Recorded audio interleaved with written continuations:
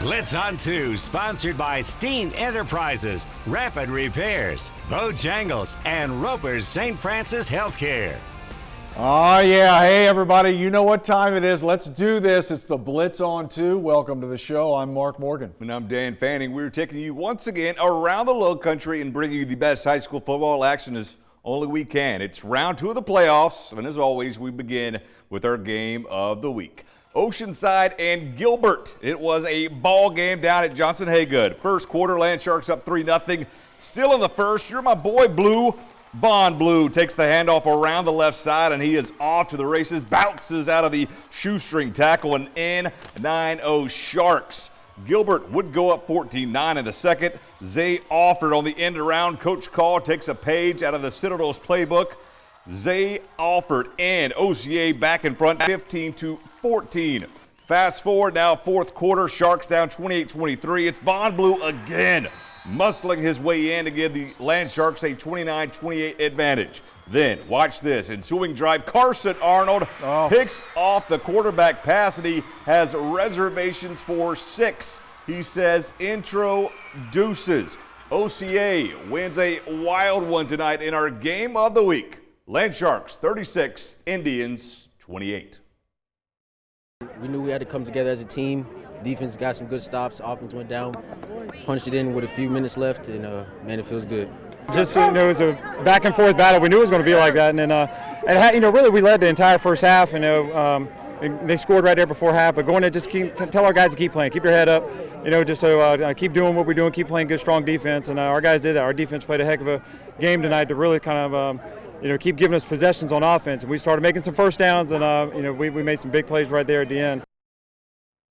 Now for Dorchester, we're still waiting for the Patriots to play their best game of the year. They kind of sleptwalked last week to start round 1 against Berkeley. That's right, but the Patriots still putting their unblemished record on the line, 10-0. Patriots led, as always, by head coach Steve LaPrade. Watch him, he barely gets out of the way as his team charges through the fog onto the field. Chapin with it to start on offense here. The pass to Xavier Short.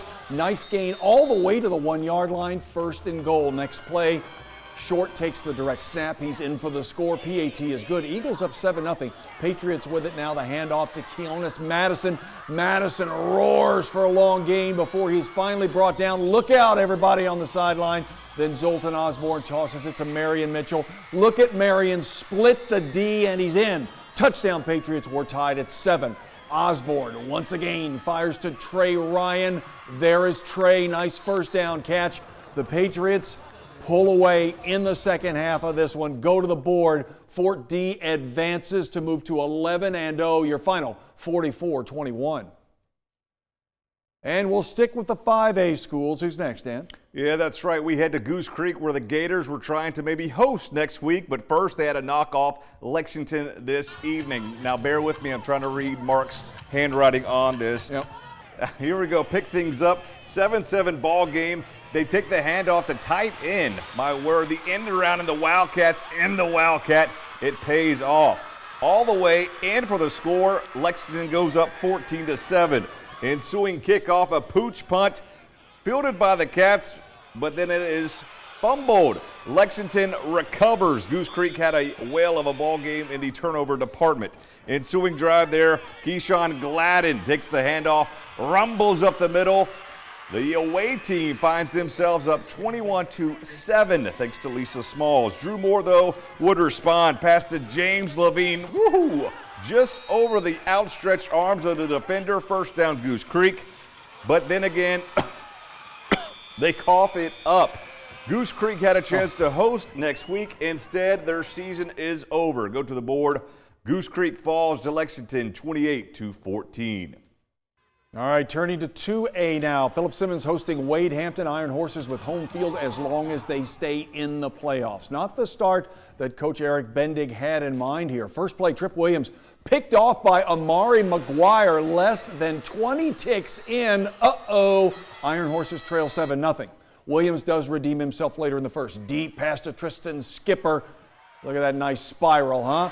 He hauls it in, does Skipper inside the 2-yard line, first and goal. That sets up Isaac Schimpf, and he will muscle his way in. There's Isaac. Phillips Simmons scores with less than a minute left in this game to take it. A thriller. Look at here. Iron Horses survive 15-14. Yeah, it's a shame we didn't get Coach Bendig dancing after the ball game. Green Sea Floyds Trojans visiting the Bobcats at Baptist Hill. After a Trojans fumble, Bobcats Harold gathers, tosses to Damon Smith. They go for two, and it's good. The game is 8-0 Bobcats. Trojans would answer right back. Banks Lovett hands it off to Colby Thorndike, and Colby is in to tie things up at 8.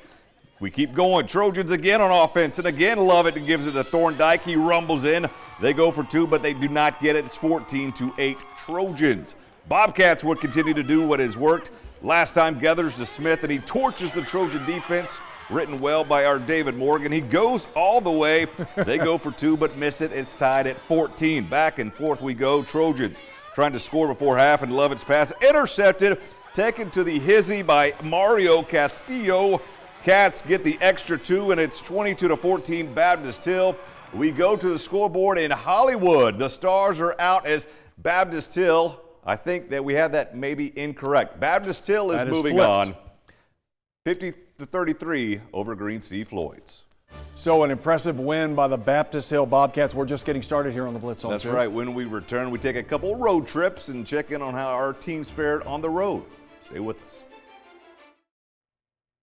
And welcome back, everybody. You are watching the Blitz on 2 with Dan Fanning. I'm Mark Morgan. Dan, who's on deck? That's right. Woodland caught a break in round 1, and they got to host a home game in round 2. We head up to St. George, where the Wolverines are playing host to Barnwell.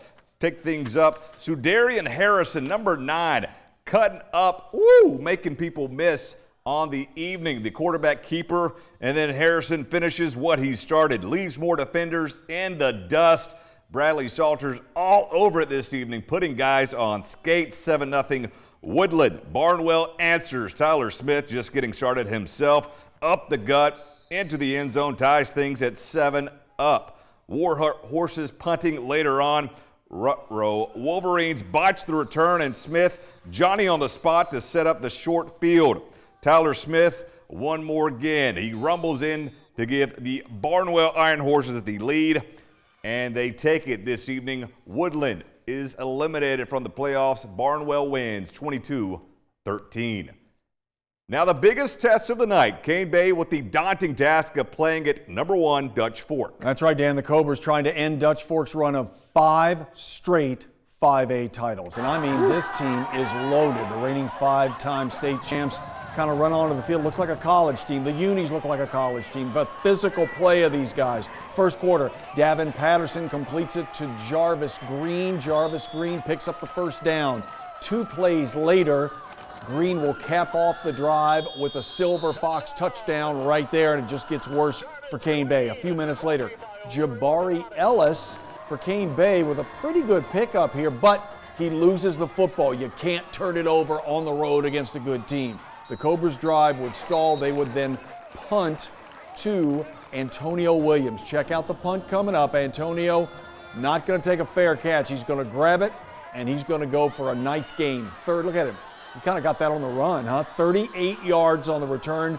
Then 2 plays later, Patterson will look for an open man. He will find Nicholas Sowell. The Foxes let it 42-0 at the break. Your final, Dutch Fork blanks Cane Bay 56-0. Yeah, elsewhere in 5A action up in the Midland, Stratford taking on Sumter. Gamecocks and the Knights looking to take on the Foxes in round 3. Jalen Berry, nice gain over the middle to Brendan Carter, rumbling down inside Sumter territory. A nice defensive play after this by the Knights, stifling out the run. Comes up and drops the quarterback in the backfield. Then later, Jabari Tiller goes the distance, rumbles up the middle, virtually untouched. The Sumter Gamecock looking like Zaquandre White from the South Carolina Gamecocks. Then later, it's more Tiller.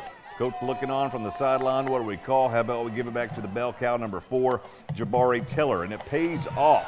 Jabari rumbling down the sideline, a nice gain of about 20 yards. Then Zaire Gamble for the touchdown. The Sumter Gamecocks, they're crowing like USC did last week against Florida.